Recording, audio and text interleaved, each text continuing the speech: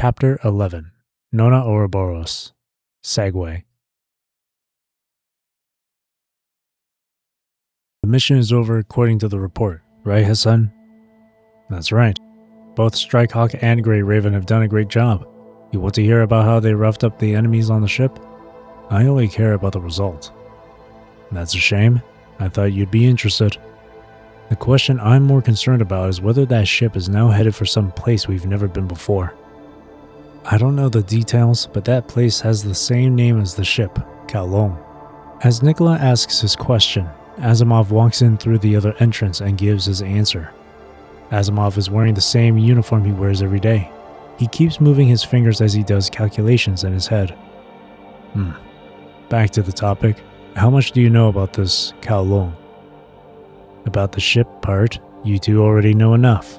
As for the city part, on top of its coordinates, we also found out the name of the organization running it. So the name is Kowloon Corp. They went from a chamber of commerce to a corporation. What do you know about them? I don't know about their composition, but they're a big organization no less powerful than ours. A powerful organization, huh? If only we can have peaceful talks with them. Don't be naive, Hassan. A secretive organization like that is up to no good. Most organizations on the surface are hostile to us for no reason. I believe the best course of action is to send teams there in advance to back up Strikehawk and Grey Raven. You guys are pessimists, huh? After hearing their objections, Hassan shakes his head with a bitter smile. He doesn't retort, because he knows what he said was just wishful thinking. The world is going through an upheaval. One way or another, a catastrophe known as the punishing virus will enter the picture and twist the world as we know it. By the time anyone wakes up to its existence, they will have already been caught in its abyss. Babylonia, the Ascendants, the Forsaken, Akdalek, the Route Union, Kowloon, and all the other surviving humans scattered on Earth. Their solidarity breaks down and everyone grows stubborn in their opinions. Sometimes such stubbornness leads to conflict. Sometimes it leads to self-destruction. And if we're going to have talks, we gotta do it from a position of strength. Talks or not, strength is what we must have. That's why we gathered here today. Report the results, Asimov. Yeah, I'll start with the new construct model. After finishing the review, I came to the reluctant decision that I'd use Lucia of Grey Raven as the sample in prototype development. Lucia is not a stable construct. That's exactly what I need. To add to the instability, I even included the data of the Ascendant, Alpha. Are you crazy? We've all seen what the Ascendant is capable of. If we could tap into their power, it'd make combat easier, but we can't afford the risk of creating another Alpha. At least that risk is beyond the scope of consideration in construct development. But Lucia is not here, so who's going to test the construct? Even if she was here, the construct could not be put to use immediately after being developed because its memory compatibility has been compromised by Alpha's data. This means if we're not careful. Anyway, I've prepared a 100% authentic data model. If you try out the construct within that model, you'll see how powerful it is. Then let's find out what this new construct is capable of.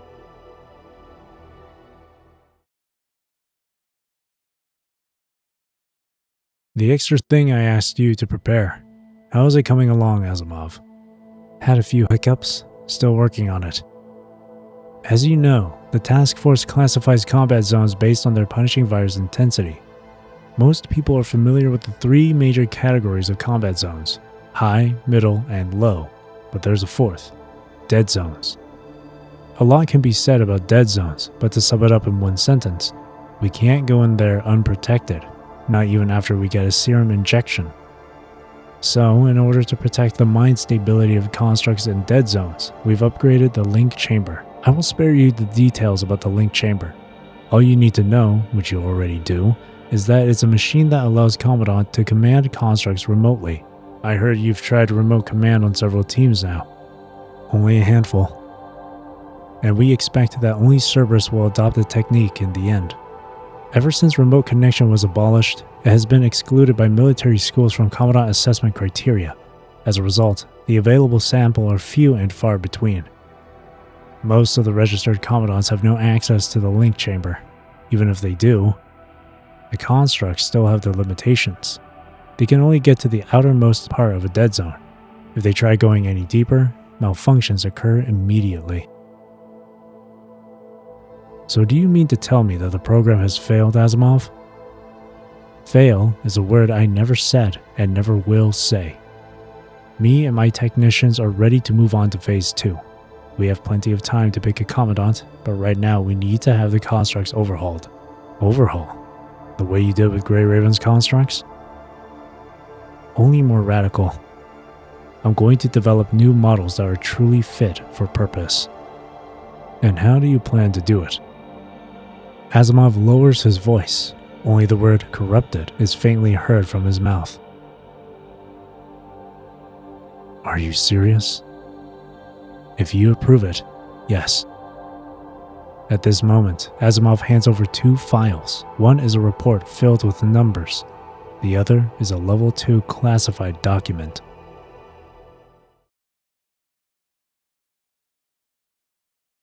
Roland, how are you feeling? I must thank you. If it hadn't been for that thing you brought back, I wouldn't have improved so much. Well, this is what Miss Luna had hoped for. Just don't lose to the Babylonian people again. That's blunt. I will try. The Ascendants are gathered in an empty church. Sunlight sneaks through the cracks in the walls and falls on their elegant figures. That's it? You will try? The church door slowly opens. Hearing the sound behind them, Roland and Gabriel stand to attention and salute. Alpha walks over to the door in a welcoming manner. So, is that all you have to say? You will try? The owner of the voice, Luna, walks over and asks again, her manner brisk and passionless. Yes, Miss Luna, I will try. Alpha furrows her eyebrows at Roland's answer. Gabriel shivers a little, but quickly regains his calm. I will be watching. Thank you. Luna's timely smile relaxes the tension before it escalates into something ugly. A certain someone feels relieved. Meanwhile, Roland and Gabriel finish their salute. Since Miss Luna is here, why don't you update us on the progress of your mission, Miss Lamia? Miss Lamia? Gabriel quickly moves on to the next topic, but this Lamia girl is unresponsive, as if she was somewhere else. I haven't seen her since I got here.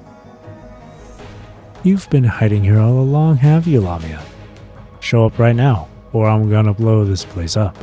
Wait! Are you a devil? Not a devil, but an ascendant. Now, stop being invisible and show yourself. I'm here. Just lower your gun. I surrender. Succumbing to Roland's threat, a monstrous feminine figure emerges from a dark corner. Despite her timid manner, she is actually an ascendant working under Luna. I just want to remind you it's time to quit slacking and get back to work. I'm not slacking. I went to Actalec in that disgusting ship, like I was told to.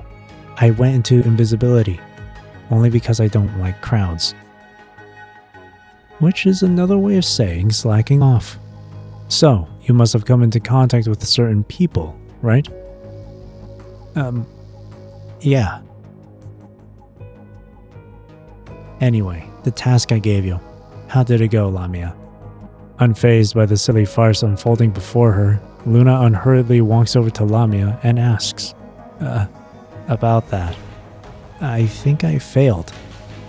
The leaders of Kowloon Corp refused to get on board with our plan, but neither would they be complicit in Babylonia's plot. They said they'd rather decide the future of Earth on their own, without meddling from anyone. How naive. Do they honestly think they can be neutral in a world like this? So don't get mad at me. I'm just the messenger. My sister is not mad at you. She just can't understand their stupidity. But can you understand it? Neither can I, of course. So, Miss Luna, does that mean... The power of heteromers is under our control. Roland's frame has been enhanced. And most importantly, Babylonia is on its way to becoming a corporation. We can't let Babylonia beat us to it. Everyone, it's time to move. just as Kowloon said. We will decide the future of Earth